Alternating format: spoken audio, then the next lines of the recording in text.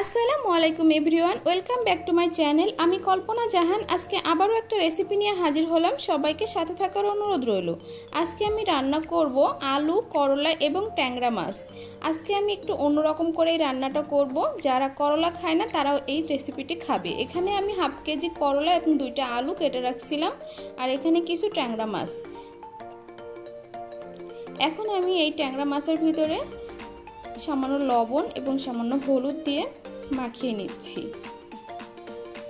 ভালো করে আমি এটা মাখিয়ে নিচ্ছি। এখন আমি একটা প্যানে তেল দিয়ে এগুলো ভেজে নিব। উল্টে পাল্টে একটু ভেজে নিব।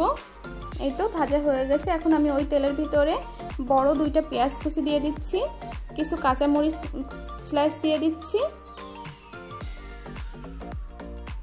সামান্য একটু লবণ দিয়ে দিচ্ছি। এরপর আমি 1 চামচ রসুন বাটা দিয়ে দিচ্ছি। তারপর আমি সামান্য একটু পানি দিয়ে দিচ্ছি। তারপর হাফ চামচ জিরা গুঁড়া, হাফ চামচ শুকনো মরিচ গুঁড়া, হাফ চামচ হলুদ গুঁড়া দিয়ে এখন খুব ভালো করে আমি এটা একটু ভেজে নিচ্ছি মশলাটা। এরপর আমি 1 চামচ লবণ দিয়ে দিচ্ছি। এরপর আমি আলুগুলো দিয়ে দিব। এখন আলুটা একটু কষিয়ে নিব।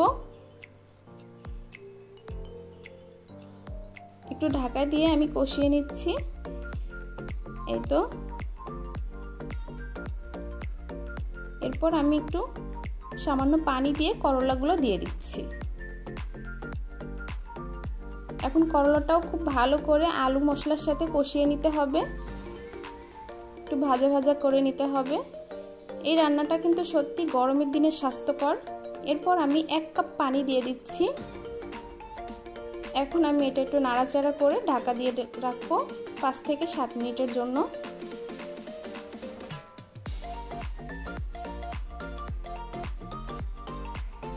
যারা করলা তরকারি খায় না তারাও এই তরকারিটা চেটেপুটে খাবে। এই তো আমি খুলে নিলাম। এখন আমি এর ভিতরে ট্যাংরা মাছগুলো অ্যাড করে দিব। এই তো আর একটু ঝোলটা শুকিয়ে নিব আমি। এই যে রান্নাটা আমার কমপ্লিট। আমি এখন এটা নামিয়ে নিব। আমার রেসিপিটা কেমন লেগেছে সবাই কমেন্ট করে জানাবেন। আমার চ্যানেলটা একটু সাবস্ক্রাইব, লাইক, কমেন্ট করে দেবেন। সবাই ভালো থাকবেন। আসসালামু আলাইকুম সবাইকে।